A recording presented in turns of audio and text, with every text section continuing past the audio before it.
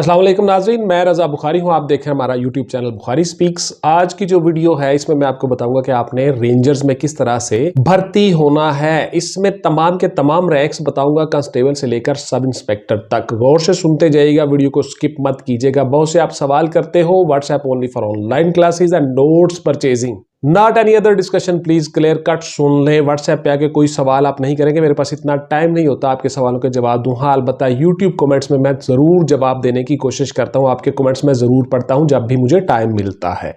सबसे पहले क्राइटेरिया सुन लीजिए जी। कांस्टेबल जो है, सिपाही जो है, रेंजर्स में भर्ती होने के लिए आपकी तालीम जो है वो मैट्रिक होनी चाहिए। इसमें नंबरों की वजाहत नहीं है कितने होने चाहिए। हाँ, अलबत्ता आपको पास होना चाहिए और अच्छे नंबरों में वाले लोगों को तरजीह दी जाएगी। इसमें गौर से सुन लीजिएगा। 5 फीट 6 इंच आपका कद होना चाहिए। 121 पाउंड आपका वजन हो, मिनिमम 55 किलोग्राम आपका बीएमआई के मुताबिक वजन होना चाहिए। कद ज्यादा हो तो वजन भी ज्यादा हो सकता है। बीएमआई का चार्ट आप देख लीजिएगा, बॉडी मास इंडेक्स। इसके साथ साथ आपकी जो चेस्ट है 32-33 चल जाएगी और 33-34.5 इंच होगी, पुलिस की तरह ही होगी। और 6x6 आपकी नजर होगी। 18 साल से लेकर 30 साल तक आप अप्लाई कर सकते हो। 18 साल से लेकर 30 साल तक इसमें एज रिलैक्सेशन शामिल है। पाकिस्तानी मर्द शहरी इसमें अप्लाई कर सकते हैं। आपका बीपीएस 5 होता है।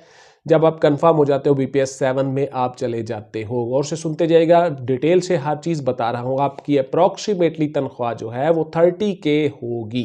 साबका फौजी जो है वो 35 साल तक अप्लाई कर सकते हैं। इसी तरह से आपका जो हवलदार का रैंक है उसमें आप रेंजर्स हवलदार बनने के लिए आपकी जो तालीम है मैट्रिक और उसके इक्विवेलेंट या मिसावी होगी। अच्छे नंबरों वालों को तरजीह दी जाएगी। 5 फीट 6 इंच आपका कद होगा। चेस्ट आपकी 33-34 इंच होगी। इसी तरह से आपकी जो एज है 18 से 30 साल होगी। और इन सर्विस जो लोग हैं पाकिस्तान आर्मी के रिटायर्ड 40 साल तक अप्लाई कर सकते हैं। 6x6 आपकी नजर होगी। इसके अलावा पाकिस्तानी शहरी होंगे, मर्द होंगे और तनख्वाह आपकी अप्रोक्सीमेटली 38K से स्टार्ट होगी। उसी तरह से आपका जो वजन है वो बीएमआई के मुताबिक होगा। स्केल आपका 7 होगा और जब आप कंफर्म हो जाते हो ग्रेड आप 9 में चले जाते हो। इसी तरह से आपका जो रैंक है हवलदार और नायक, उसकी मैंने आपको तमाम चीजें बता दी। आप जरा गौर से सुन लीजिए। आप एएसआई किस तरह से बन सकते हो, असिस्टेंट सब इंस्पेक्टर आप किस तरह से बन सकते हो रेंजर्स में। इसमें जी आपकी जो तालीम है इंटरमीडिएट होगी। एफएफएससी इक्विवेलेंट आपकी तालीम हो सकती है। आईसीएस हो सकता है, कंप्यूटर हो सकता है, डीएई हो सकता है। तमाम के तमाम डिप्लोमास आपके जो इंटरमीडिएट के इक्विवेलेंट हैं वो सारे के सारे एलिजिबल हैं। इसी तरह से आपका जो कद है 5 फीट 6 इंच होगा। इसी तरह से आपका जो बीएमआई है उसके मुताबिक आपका वजन 121 पाउंड 55 kg मिनिमम। और अगर कद के मुताबिक वजन ज्यादा हो तो बीएमआई अप्लाई होगी। बॉडी मास इंडेक्स 6x6 आपकी नजर होगी। अप्रोक्सीमेटली आपकी तनख्वाह जो 45K से स्टार्ट होगी। पास होना जरूरी है जी। नंबरों की डेफिनेशन या डिफाइन कहीं नहीं है, नंबरों की तशरीह नहीं की गई कि 50% हो 60% हो। पास होना जरूरी है और ज्यादा नंबर वाले लोगों को तरजीह दी जाएगी। इसलिए आपके मैक्सिमम मार्क्स होने चाहिए। अच्छे मार्क्स वाले लोगों को रखा जाएगा।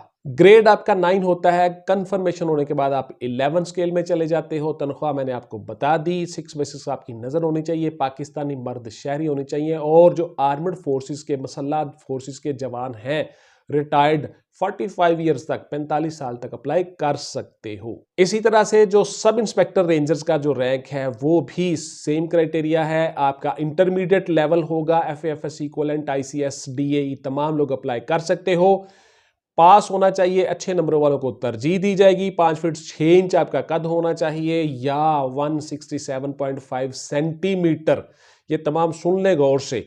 तमाम चीजें बताता होता हूं, वीडियो को स्किप मत किया करें। 121 पाउंड या 55 kg आपका वेट होगा। बीएमआई के मुताबिक होगा, ज्यादा कम हो सकता है। चेस्ट आपकी 33-34 इंच होगी। सेम उसी तरह से क्राइटेरिया जिस तरह पुलिस का होता है। और पाकिस्तानी मर्द शहरी होने चाहिए, ड्यूल नेशनैलिटी नहीं चलेगी। स्केल आपका 14 होता है। 13 में आप भर्ती होते हो और 14 में कंफर्म हो जाते हो सब इंस्पेक्टर रेंजर्स। गौर से सुनते जाइए, ये कमीशन रैंक नहीं है। ये लोग कमीशन नहीं ले सकते। आर्मी में एज अ सेकंड लेफ्टिनेंट नहीं जा सकते। रेंजर्स में सब इंस्पेक्टर भर्ती होकर बहुत से सवाल आप करते हैं, साथ साथ उन सवालों के जवाब भी सुनते जाइए। अच्छा जी, ये हो गया आपका क्राइटेरिया सिपाही से लेकर सब इंस्पेक्टर तक। अब जरा अपने सवालों के जवाब सुनते जाइए और साथ साथ मराहिल सुनते जाइए। सबसे पहले आपने रजिस्ट्रेशन करवानी है जी पाकिस्तान रेंजर्स के रिक्रूटमेंट एंड सिलेक्शन सेंटर्स में जाके। वहां से जो फीस है, फॉर्म आपको मिलेंगे, हर चीज मिलेगी, या आप वेबसाइट पे से डाउनलोड कर सकते हो जाके।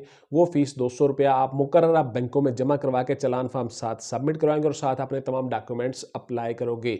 रेंजर्स के जो सिलेक्शन एंड ट्रेनिंग इंस्टीट्यूशंस हैं, सिलेक्शन एंड रिक्रूटमेंट सेंटर हैं, हर जगह से आपको फॉर्म मिल सकते हैं। इब्तदाई तिब्बी मुआयना होगा जी सबसे पहले आपको कॉल कर लिया जाएगा, स्क्रूटनी होगी डॉक्यूमेंटेशन की, आपको मैसेजेस आ जाएंगे, आपको बुला लिया जाएगा और सबसे पहले तिब्बी मुआयना होगा आपका। उसमें आपकी नजर चेक की जाएगी, पाइल्स चेक की जाएंगी और कद मैयर किया जाएगा और चेस्ट मैयर की जाएगी। इसी तरह से जो नेक्स्ट मरला होगा इसी का फिजिकल का, उसमें आपसे दौड़ लगवाई जाएगी और पुशअप, सिटअप और चिनअप्स लगवाए जाएंगे। वो किस तरह से लगवाए जाएंगे, कितने होते हैं, ये सारी चीजें डिटेल के साथ बता चुका हूं। बहुत सी वीडियोस पड़ी हुई हैं रेंजर्स की, सब इंस्पेक्टर की, एएसआई की, कांस्टेबल की। गौर से देख लिया करें, सुन लिया करें चीजों को। बहुत सी वीडियोस चैनल पे पड़ी हुई है, मेरे इस चैनल पे आप देख सकते हो, उनसे फायदा उठा सकते हो। अच्छा, हर वीडियो में डिफरेंट चीजें होती हैं, इसलिए आपको वो सारी वीडियोस देखना बड़ा जरूरी है। बिकॉज एक वीडियो में किन चीज की समझ नहीं आती, जहन में नहीं आ रही होती, तो वो दूसरी वीडियो में जो चीजें बातें जहन में आ रही होती हैं वो सारी की सारी बताता जाता हूं। तीसरा ये है कि आप लोगों के जितने सवाल आते हैं यूट्यूब पे, व्हाट्सएप पे, उन सवालों के जवाब भी साथ साथ देता रहता हूं। व्हाट्सएप पे कोई सवाल नहीं दूंगा, कोई जवाब नहीं दूंगा। व्हाट्सएप पे सिर्फ और सिर्फ आप नोट्स लेने के लिए आओगे। नोट्स हमारे अवेलेबल हैं, आप ले सकते हो, उनसे फायदा उठा सकते हो। बहुत से बच्चे रेंजर्स के नोट्स लेके उनसे फायदा उठा रहे हैं।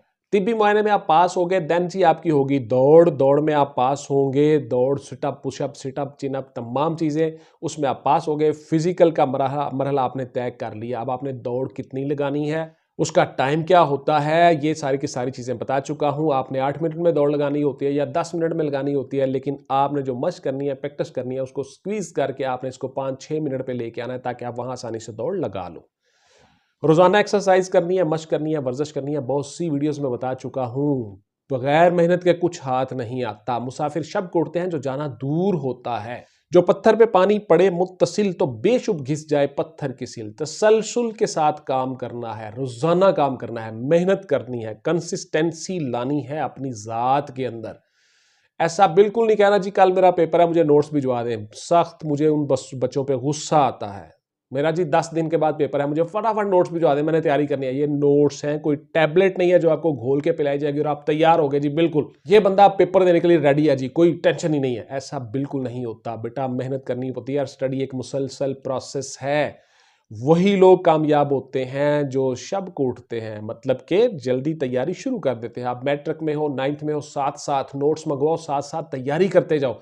जब आपकी डिग्री क्लियर हो, आपको पता हो आपने करना क्या है, आपको कंसेप्ट क्लियर हो, आपको हर चीज का पता हो। नोट्स में मैंने हर चीज बताई हुई है, तरीकाकार बताया हुआ है, एक एक चीज। उसके बाद जी आप ट्रैक सूट और जॉगर साथ लेकर जाओगे। जब आप दौड़ वाले दिन जाओगे, आपने दौड़ क्लियर कर ली, दौड़ क्वालिफाई होगी, देन आपका होगा तहरीरी इम्तहान, रिटन इम्तहान। तहरीरी इम्तहान में आप कामयाब हो गए, अब आपके पास बहुत से चांसेस हो गए कि आप भर्ती हो जाओगे रेंजर्स में। उसके बाद फिर 2 आपके सिर्फ रह जाते हैं टेस्ट। उसमें एक साइकोलॉजिकल या एप्टीट्यूड टेस्ट होता है या नफ्सियाती टेस्ट, पर्सनैलिटी टेस्ट उसको कह लें, वो होता है। उसके बाद फिर आपका एक इंटरव्यू होता है, देन आपकी फाइनल सिलेक्शन हो जाती है और लास्टली आपका एक फाइनल मेडिकल होता है। आप रेंजर्स में भर्ती हो जाते हो, आपको कॉल लेटर आ जाते हैं और आपकी तनख्वाह शुरू हो जाती है और ट्रेनिंग शुरू हो जाती है। दौरान ट्रेनिंग ही आपको पे मिलती है।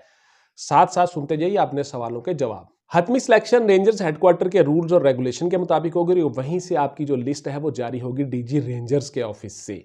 उसके बाद जी आपकी ट्रेनिंग हो गई, देन आपकी पोस्टिंग हो जाएगी और आपको खाना मिलता है, आपको फ्री रिहाइश मिलती है, आपका मेडिकल फ्री होता है, आपकी फैमिली का मेडिकल फ्री होता है और आपकी तनख्वाह होती है पे स्केल के मुताबिक। वैसे रेंजर्स की जो तनख्वाह और पे स्केल और रैंक्स है उसके ऊपर मेरी अलग से वीडियो डिटेल से पड़ी हुई है, आप देख सकते हो। चैनल के ऊपर जाया करो, वीडियोस देखा करो। फजूल टाइम जाया करते रहते हो, इधर उधर की चीजें देखते रहते हो। अपनी लाइफ के लिए 10 मिनट की ये मेरी वीडियोस होती हैं, इसमें गौर से देख लिया करो। बहुत से बच्चे आप में से कहते हैं कि सर वीडियो शॉर्ट बनाए जी, फलां करें। 10 मिनट जो अपनी लाइफ के लिए नहीं देख सकता वो कुछ भी नहीं है, वो फारग है, बेकार है। वो बच्चा हमारे चैनल पर बिल्कुल ना आए, हमें कोई एतराज नहीं है।